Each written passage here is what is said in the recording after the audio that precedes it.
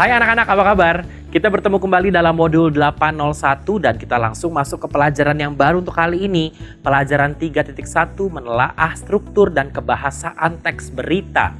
Tujuan belajar kita kali ini supaya anak-anak dapat menelaah struktur dan kebahasaan teks berita yang didengar atau yang dibaca. Oke anak-anak, ayo kita mulai pelajaran kita kali ini. Secara umum, sebuah berita mempunyai struktur anak-anak. Dan mari kita menelaah struktur teks berita. Yang pertama terdiri dari kepala berita. Kepala berita biasa disebut dengan headline. Adalah berita utama yang biasanya ditulis besar-besar. Berikutnya bagian kedua adalah teras berita. Teras berita adalah lead, yaitu satu paragraf pembuka yang memuat intisari berita yang paling menarik. Berisi beberapa poin dari adik Simba. Berikutnya adalah tubuh berita. Tubuh berita yang biasa disebut dengan body adalah bagian isi uraian lengkap yang menjelaskan seluruh unsur adik Simba. Dan yang terakhir adalah kaki berita. Kaki berita adalah leg, yaitu bagian penutup yang merupakan simpulan atau penegasan ulang. Nah, agar lebih jelas menggambarkan unsur struktur berita, mari kita simak bacaan berikut ini. Berita ini berjudul Alat Komunikasi Tradisional. Sebagai makhluk sosial, manusia tidak akan pernah lepas dari aktivitas berkomunikasi. Aktivitas ini terus berkembang seiring dengan kemajuan ilmu pengetahuan dan teknologi agar informasi yang dimiliki dapat disampaikan secara lebih cepat dan mudah diterima oleh manusia lain. Penggunaan telepon genggam dengan akses internet telah membuat dunia seolah tanpa batas dan siapa saja dapat mengakses informasi dari berbagai sumber dengan cepat. Kita lihat unsur-unsur beritanya. Kepala berita terletak di awal, yaitu judul atau headline. Dan tubuh berita merupakan paragraf pertama dari berita. Dahulu kala nenek moyang kita menggunakan peralatan atau metode sederhana di dalam menyampaikan pesan kepada orang lain. Hal ini dikarenakan ilmu pengetahuan dan teknologi pada masa itu belum berkembang pesat seperti sekarang ini. Dahulu masyarakat tradisional menggunakan kentongan, burung merpati, maupun asap sebagai sarana untuk menyampaikan pesan yang pada umumnya berupa kode yang harus diterjemahkan. Bagian ini disebut dengan tubuh berita. Kentongan saat ini sudah jarang dijumpai di kota-kota besar. Di wilayah desa maupun perkampungan, kentongan masih dapat dijumpai pada pos-pos kamling, tempat warga berkumpul menjaga keamanan desa. Kentongan memanfaatkan media bambu yang dipukul sehingga menghasilkan suara untuk mengumpulkan warga sekitarnya.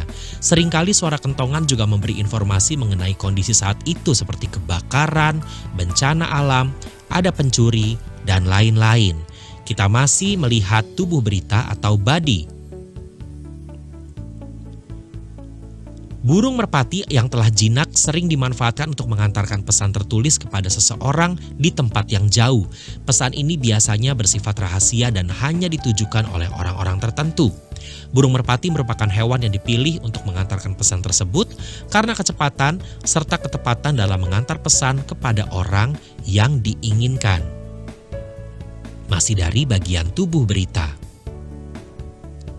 Selain kentongan dan burung merpati, di belahan dunia lain terdapat suku Indian yang memanfaatkan asap sebagai media komunikasi.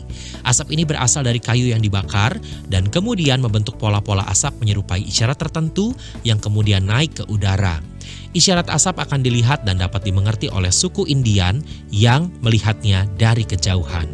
Bagian ini merupakan kaki berita. Anak-anak, penggambaran struktur berita dapat digambarkan sebagai berikut. Ada sebuah segitiga atau piramida terbalik yang atas adalah kepala berita atau headline atau judul berita yang bersifat penting. Berikutnya badan berita atau body yang bersifat sangat penting. Lalu di paling bawah adalah kaki berita atau leg yang sifatnya kurang penting. Sekarang mari kita lanjutkan pelajaran kita. Nah, berikutnya kita akan menelaah kebahasaan teks berita. Fungsi teks berita adalah menyampaikan berita dengan data yang akurat sesuai dengan fakta. Nah, kita akan menggunakan kalimat langsung dan tidak langsung. Kalimat langsung kita pelajari terlebih dahulu ya. Jadi kalimat langsung adalah kalimat ujaran yang ditulis apa adanya. Dan kalimat langsung diapit oleh dua tanda kutip.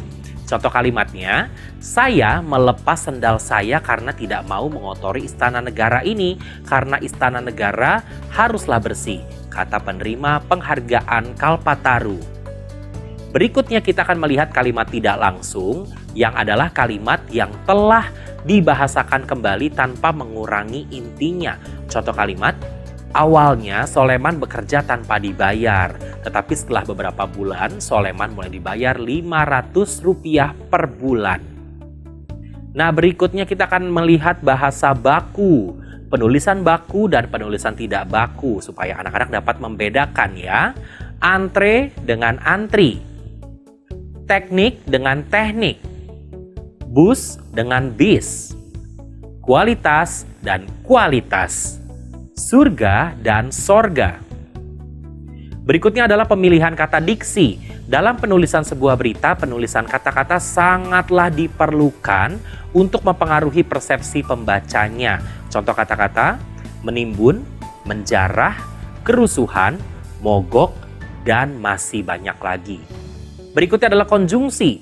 Menulis berita adalah menulis sebuah peristiwa. Menulis sebuah peristiwa haruslah secara kronologis dan runut. Dengan begitu, kata-kata sambung sangatlah diperlukan. Menulis berita adalah menulis sebuah peristiwa dan menulis sebuah peristiwa haruslah secara kronologis dan juga runtut. Dengan begitu, kata-kata sambung sangatlah diperlukan anak-anak.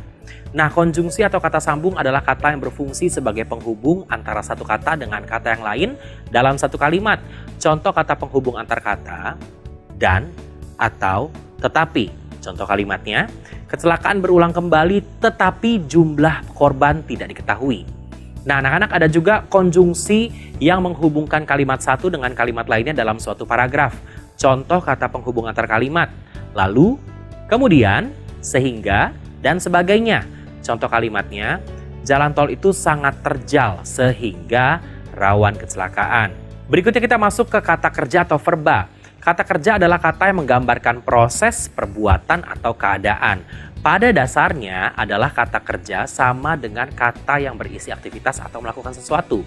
Contoh kata kerja verba material, berjalan, berlari, mengangkat, mendorong, menyapu, tersenyum, merasakan, berpikir, berdoa, berprasangka, berpandangan, terpesona, terperdaya, membayangkan, dan mendoakan. Nah, kata kerja dapat dibedakan menjadi kelompok kerja yang menunjukkan pada aktivitas fisik atau yang disebut dengan verba material. Kata kerja yang tidak menunjukkan aktivitas fisik adalah kata kerja mental. Tetapi untuk kata kerja relasional adalah kata kerja yang berfungsi menghubungkan antara subjek dan pelengkap. Misalnya, merupakan, adalah. Anak-anak, pelajaran 3.1 menelaah struktur dan kebahasaan teks berita sudah selesai. Sekarang waktunya untuk kamu kembali mengerjakan latihan yang ada dalam buku kegiatan. Tetap semangat dan sampai bertemu di pelajaran berikutnya.